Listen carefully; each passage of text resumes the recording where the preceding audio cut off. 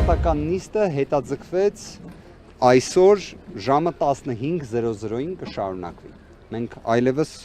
հոկտեմբերի 15-ին ենք հասել։ Նիստը սկսվեց երևի թե 20 րոպե ուշացմամբ։ 16:15 սկսվել է։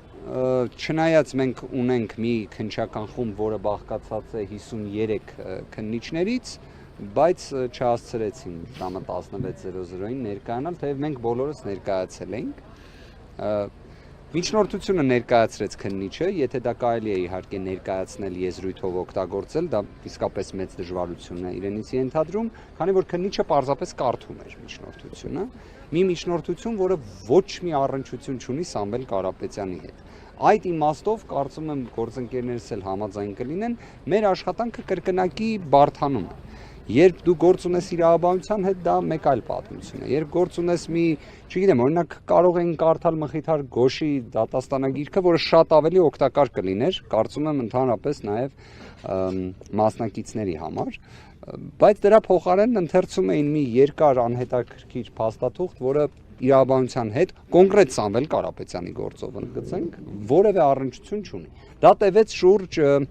երևի թե 140 րոպե,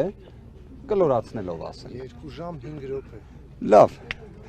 պարոն Հակոբյանի ճշգրտության աստիճանը չափազանց բարձր է, այսինքն 125 րոպե ընդգծենք, այդքան ընթերցել են պարզապես միջնորդությունը, որից հետո մենք ունեցանք կարճ ընդմիջում, մի քիչ այն ավելի երկարեց, որից հետո մենք հարցերով հանդես եկանք, մեր հարցերը բավականին հստակ էին, տեղին էին, պատասխանները առնչություն չունեին հարցերի հետ։ Սա է այն մոտեցումը, մարտավարությունը, որը որդեգրվել է այս ողջ ժամանակահատվածում։ Ուղղակի պարզվեց, որ 52 թե 52 քննիչներից բաղկացած քննչական խումբը այս շուրջ 60 օրվա ընթացքում առնվազն իրենց դիրքորոշումները այդպիսին դեռ որոշ գործողություններ չեն հասցրել անել։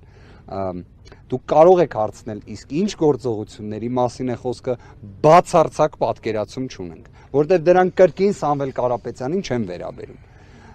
Ինչևէ, բոլոր հարցադրումները հնչեցրեցինք, այնուհետև վաղը կսկսվի այն փուլը դատավարության, երբ պաշտպանության կողմն է ներկայացնելու իր դիրքորոշումը։ Իդեպ պարոն Ամստերդամը եւս մասնակցում էր դատական նիստին, բավականին հետաքրքիր հարցադրումներ ներկայացրեց, քննիչի պատասխանները կրկին հարցադրումների հետ առնչություն չունեին։ Ենթադրենք օրինակ հարց հնչեց, իսկ լավ, դուք օրինակ կոչերի հետ կապված այս մեղադրանքը ինչից ելնելով եք փորձել կառուցել։ Հիշեցման կարգով պարզապես նշենք, որ այս տարի Սամվել Կարապետյանի հայրն էր մահացել եւ հունիսի 17-ին, երբ Սամվել Կարապետյանը գտնվում էր Հայաստանում,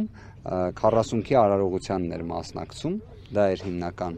առիթը եւ պատճառը, որ վերջինս գտնվում էր հենց Հայաստանի Հանրապետությունում։ Այդ հանգամանքը եւս ընդգծվեց հարցադրմամբ, օրինակ քննիչի պատասխանը այն էր, որ իրականացվում է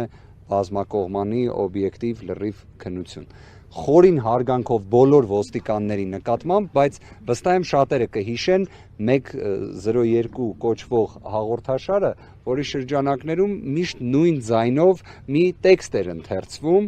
որը այդքան էլ այնպես չէ ժամանակակից աշխարհում մրցունակ է լինում։ Այդ ոճի պատասխաններ էին հնչում քննիչի կողմից։ Պարզապես եթե 102 հաղորդաշարի շրջանակներում ինչ-որ կոնկրետ դեպք էին նկարագրում, ստեղ դա էլ չկա։ Ինչևէ, ինձ գործընկերները տեղեկացրեցին, որ կարծես պարոն Ամստերդամի ասուլիսի ընթացքում հնչեցված որոշ շեշտադրումների հետ կապված որոշ մեկնաբանություններ են տեղի ունեցել, կարծում եմ աշխարհահռչակ ճանաչում ունեցող փաստաբանի կողմից իր գործունեության իրականացումը մեկնաբանել որպես գրող, իդեպ դա նույնն է, ինչ կոչ վերագրել Սամվել Կարապետյանին։ Մենք պարոն Ամստերդամին կտեղեկացնենք, որ չի բացառվում, որ իր նկատմամբ էլ կարող է օրինակ կոչի հետ կապված մեղադրանք առաջադրվի, չենք կարող բացառել։ Սա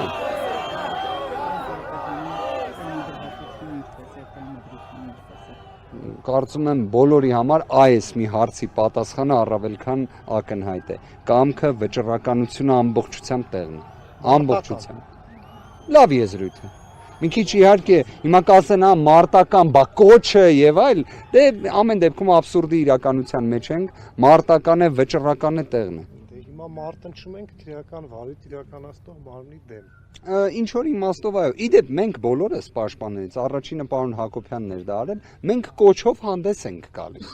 թե բարութային գործողությունների ընթացքում, թե դատական նիստերի։ Մենք կոչով հանդես ենք գալիս, որ վերադառնանք օրինականության տիրույթ, որ քաղաքական հետապնդումը դադարեցվի։ Այդ կոչը անում ենք, դրանից բխող հետևանքներով։